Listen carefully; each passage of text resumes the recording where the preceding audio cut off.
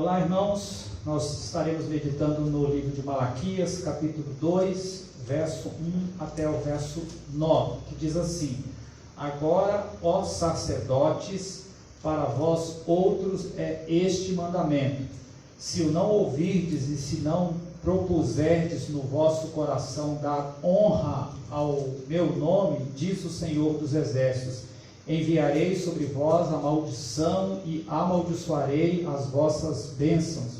Já as tenho amaldiçoado, porque vós não propondes isso no coração. Eis que vos reprovarei a descendência, atirarei excremento ao vosso rosto, excremento dos vossos sacrifícios, e para junto deles sereis levados.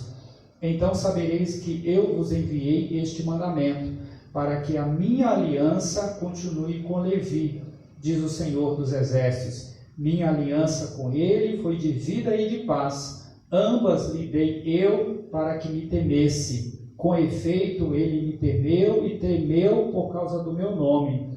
A verdadeira instrução esteve na sua boca, e a injustiça não se achou nos seus lábios. Andou comigo em paz e em retidão, e da iniquidade apartou a muitos.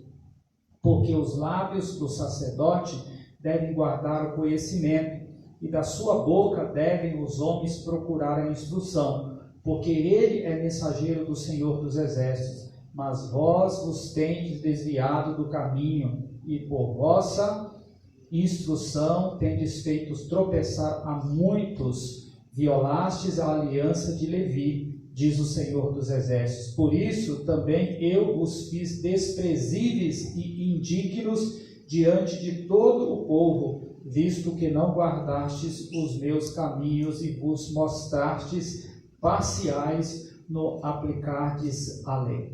Nós queremos meditar na seguinte grande ideia: honramos a Deus quando somos fiéis à aliança com Ele. Deus, ao longo da história da humanidade, irmão, sempre tentou aproximar o homem dele, e o fez sempre através de alianças. Ele fez aliança com Adão, ele fez aliança com Noé, ele fez aliança com Abraão e com tantos outros, inclusive com o próprio povo de Israel. Mas é importante dizer que essas alianças tinham duas faces, como os dois lados de uma moeda. Havia o aspecto incondicional da aliança e o aspecto condicional. O incondicional independia da reação do povo. Sua fidelidade não era um fator importante. Deus iria cumprir o que prometeu, independente do povo. No entanto, quando nós pensamos no aspecto condicional, percebemos um problema: o ser humano. Porque o homem geralmente tem dificuldade de cumprir a sua parte no acordo. Aqui em Malaquias 2, vemos que Deus está falando a um grupo de pessoas que era chamado de sacerdotes. Lemos lá no livro de Êxodo que a proposta de Deus para Israel era que fosse um reino de sacerdotes. Nem todos podiam comparecer à presença de Deus, nem todos eles poderiam comparecer no lugar específico dentro do tabernáculo ou dentro do templo. Nem todos operavam o sacrifício ou cuidavam do ambiente da adoração. Isso era uma função de um grupo de pessoas com quem Deus tinha feito uma aliança, os levitas. Competia a eles deixar a casa em ordem, mas isso não significava, irmãos, que somente os levitas tivessem acesso a Deus. Pelo contrário, o acesso era para todo o povo de Israel. Lá no livro de Hebreus, capítulo 10, verso 19 ao 20, está escrito assim: Tende, pois, irmãos, intrepidez para entrar no Santo dos Santos, pelo sangue de Jesus, pelo novo e vivo caminho que ele nos consagrou pelo véu, isto é, pela sua carne. O que o escritor de Hebreus está dizendo aqui é que o acesso a Deus não está restrito a um grupo de pessoas. Pelo contrário, todos nós podemos chegar até a presença de Deus, e não é simplesmente chegar, mas chegar com intrepidez, com ousadia. A razão disso é que Jesus cumpriu as condições necessárias e abriu o caminho para podermos nos relacionar com Deus. Mas há certos aspectos desse relacionamento com Deus que estão condicionados.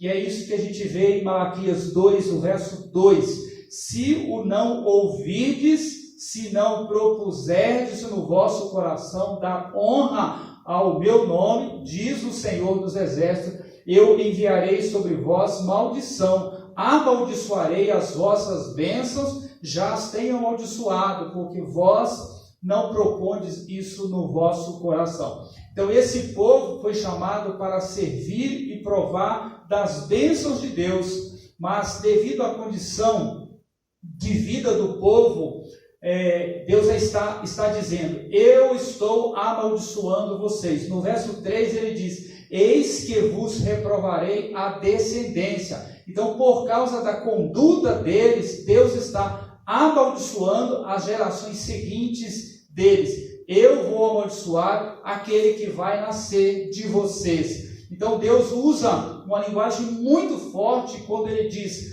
atirarei excremento aos vossos rostos. Quando eles tinham que sacrificar os animais, irmãos, era necessário limpá-los, inclusive de seus próprios excrementos. Mas eles não estavam fazendo assim. E Deus disse, vocês me oferecem estes animais com suas imundícias. Eu vou jogar isso na cara de vocês. Os restos desses animais tinham que ser colocados num local bem longe dali. E Deus disse para eles, para junto deles levarei vocês. Pesado isso, né, irmãos? Tendo em vista que Deus estava falando com o povo que foi chamado para desfrutar das bênçãos dele.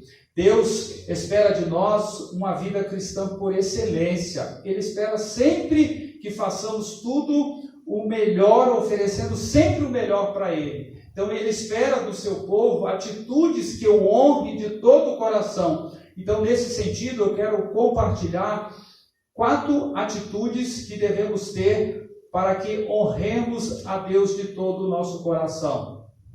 Primeira, ter vida de paz e alegria. No verso 4 e no verso 5, vemos Deus falando de um pacto com Levi. Esse era um pacto de serviço, esse era um pacto de vida e paz. Esse pacto de vida e paz não estava restrito de forma alguma aos sacerdotes, ele estava aberto a toda a nação. Esse aspecto de desfrutar das bênçãos, da vida e paz do Senhor, dependia de certas atitudes do povo. O que é um pacto de vida e paz, irmãos? No Salmo 1, verso 3, é dito que aquele que medita na palavra do Senhor, em tudo o que ele fizer será bem sucedido. Deus está prometendo, e isso não está restrito a riquezas ou a saúde física, envolve todas as áreas da vida. Aquele que está levando Deus a sério, com certeza Deus irá abençoá-lo e fazê-lo prosperar. No Salmo 5, verso 11 e 12 é dito, mas regozije-se todos os que confiam em ti. A marca de quem está vivendo com Deus, nesse pacto de vida e paz, é a marca de alegria. No verso seguinte, o 12 diz, folguem de júbilos para sempre, porque tu os defendes. E lá no Salmo 16, 11, temos assim, tu me farás ver os caminhos da vida, na tua presença, plenitude de alegria, na tua destra, delícias perpetuamente. Então a vida que Deus está nos propondo no pacto é uma vida de alegria, é uma vida abundante. Tanto é que João 10:10, Jesus disse que o ladrão vem somente para roubar, matar e destruir. Eu vim para que vocês tenham vida e tenham vida em abundância. Então essa é a proposta de uma vida desfrutada com alegria, com abundância, decorrente de um relacionamento vivo com um Deus vivo. Os versos 5 e os versos 6, aqui de Malaquias 2, dizem assim, minha aliança com ele foi de vida e de paz, ambas lhe dei eu, para que me temesse, com efeito ele me temeu e tremeu por causa do meu nome. A verdadeira instrução esteve na sua boca, e a injustiça não se achou nos seus lábios. Andou comigo em paz e em retidão, e da iniquidade apartou a muitos. Então a marca desse povo, chamado por Deus, que nesse exato momento estava afastado de Deus, deveria ser de se voltar, de ouvir, de cumprir esse pacto, essa aliança com Deus. Mas eles não andaram com Deus. Em Gênesis 5, vemos que Enoque, diferentemente do povo nesse momento, andou com Deus. Em Gênesis 6, Noé também andou com Deus. Eles dependeram de Deus, eles andaram com Deus porque estavam contemplando a Deus, falando com Deus, ouvindo o conselho de Deus e desfrutando da vida na perspectiva de Deus. Quando Deus está dizendo, eu tenho um pacto para vocês, é um pacto de relacionamento pessoal com Ele. E aí eu pergunto, como está nosso relacionamento pactual, nosso relacionamento de aliança com Deus? Será que nós não estamos agindo como aquele povo estava agindo? O verso 8 é dito que eles se desviaram do Senhor, foram chamados por Deus, receberam a promessa de poderem viver nesse pacto. No entanto, tinham se desviado, estavam violando a aliança com o Senhor. Que grande desafio, irmãos, nós temos aqui. Pactuarmos com Deus através de um relacionamento pessoal e íntimo de dependência dele. Isso é um desafio para vivermos de acordo com a vontade soberana dele. Deus espera atitudes que o honre de todo o coração. A segunda atitude é levar Deus a sério. No verso 5 diz, minha aliança com ele foi de vida e de paz. Ambas lhe dei eu para que me temesse. Com efeito, ele me temeu e tremeu por causa do meu nome. Deus fez um pacto para que o povo o temesse. Houve um tempo, irmãos, em que o povo de Israel temia e tremia diante do Senhor. Isso é levar Deus a sério. O Salmo 19, verso 7, nós lemos que a lei do Senhor é perfeita. A palavra lei aqui é a mesma que aparece no verso 6, que diz, a verdadeira instrução esteve na sua boca. A instrução de Deus estava na boca daqueles homens. Eles conheciam as orientações de Deus. A palavra lei significa instrução. A marca do povo que teme a Deus segue as instruções de Deus. A marca da pessoa que leva a Deus a sério é o apego às Escrituras, à instrução de Deus. Quando falamos da vida com Deus, temos que saber o que Deus nos fala e devemos seguir corretamente a sua instrução ou a sua orientação, que está na Bíblia, na sua palavra. O verso 7 é dito, porque os lábios dos sacerdotes devem guardar o conhecimento. O sacerdote de Deus tem que guardar o conhecimento. O alvo de Deus é que nós o conheçamos e tenhamos familiaridade com o que ele fala. Esse conhecimento não pode ser conhecimento apenas para se ter conhecimento. O conhecimento não é o fim, ele é fundamental, mas não é o fim. Paulo, quando escreveu aos Coríntios, disse que o saber ensoberbece. O alvo de Deus é que esse conhecimento seja encarnado e aplicado à vida prática da pessoa. É isso que vemos no verso 6 e verso 7. A verdadeira instrução esteve na sua boca e a injustiça não se achou nos seus lábios. Em algum momento eles eram íntegros. Eles tinham suas línguas controladas, conforme o próprio apóstolo Tiago disse, se você controla a língua, você controla todo o corpo da pessoa. No verso 6, ainda temos, andou comigo em paz e em retidão, e da iniquidade apartou a muitos. Então o estudo se tornou realidade porque ouviu a instrução de Deus, o conselho de Deus e obedecia esse conselho. Esse é o alvo que Deus propõe para nós através da sua palavra. Quando você age assim, irmão, você desfruta dos benefícios. Paulo disse lá em Romanos 12 que a vontade de Deus é boa, perfeita e agradável. Então é certo que não há nada melhor do que isso, do que fazermos a vontade seguindo as instruções de Deus.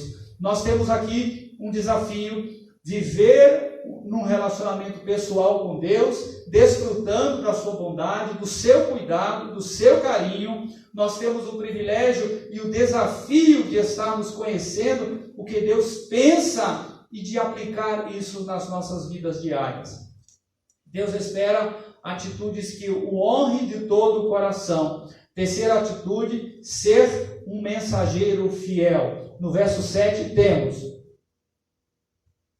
porque os lábios do sacerdote devem guardar o conhecimento, e da sua boca devem os homens procurar instrução, porque ele é mensageiro do Senhor dos Exércitos. O sacerdote geralmente cuidava daquelas coisas relacionadas com o culto. Era ele quem fazia as ofertas e quem levava diante de Deus as causas do povo. Mas além dessa atividade, o sacerdócio envolve também ser um mensageiro, como diz o texto. O sacerdote é o mensageiro do Senhor. Compete a ele sempre estar relatando o que Deus fala para o povo. Por isso, o verso 7 diz: os lábios dos sacerdotes devem guardar o conhecimento, e da sua boca devem os homens procurar instrução. Deus está dizendo que compete ao sacerdote que viva de tal maneira diante dele, que conheça de tal maneira o que ele pensa, que as pessoas possam procurá-lo para saber o que Deus tem a dizer.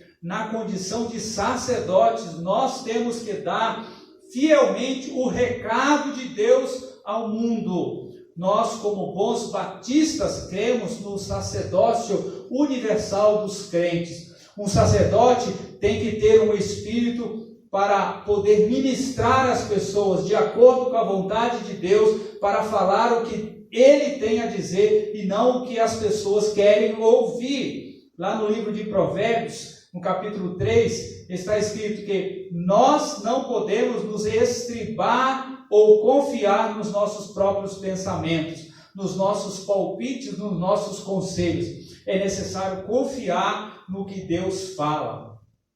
E ele já tem falado a nós através da sua palavra. Um sacerdote de Deus, quando fala, tem que falar o que Deus falou. Um conselheiro, quando fala da parte de Deus, tem que falar o que Deus falou. O verso 8, ficamos sabendo que eles se desviaram.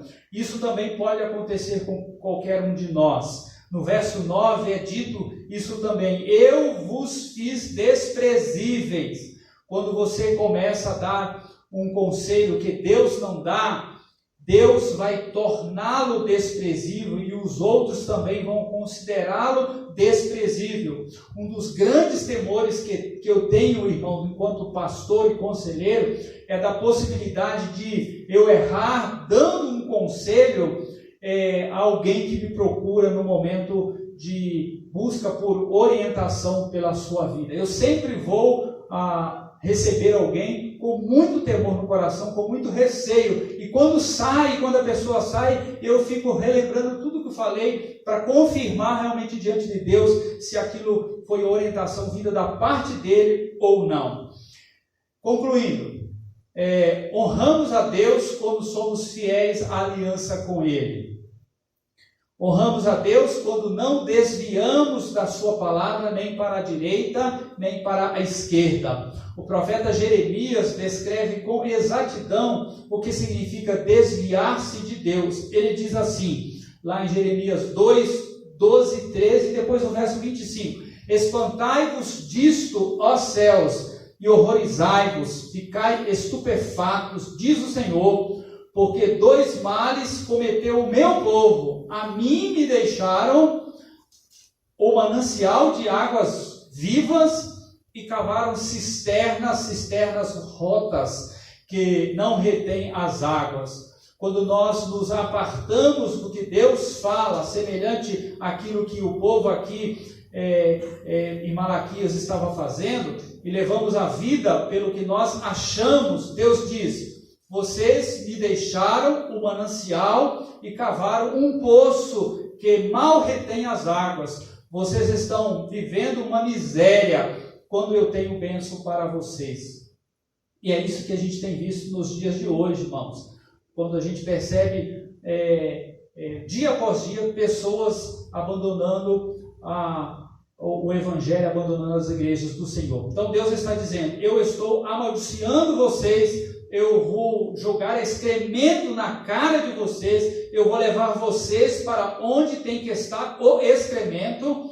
Isso se vocês não propuserem no coração de vocês dar honras ao meu nome. Então a forma de honrá-lo é através de nossas vidas e condutas, seja diante de anjos, diante de demônios, diante dos seres humanos. A sua vida pode ser uma vida que honre a Deus ou que desonre o nome do Senhor. Quando Satanás apareceu diante do Senhor, ele ouviu elogios sobre a pessoa de Jó.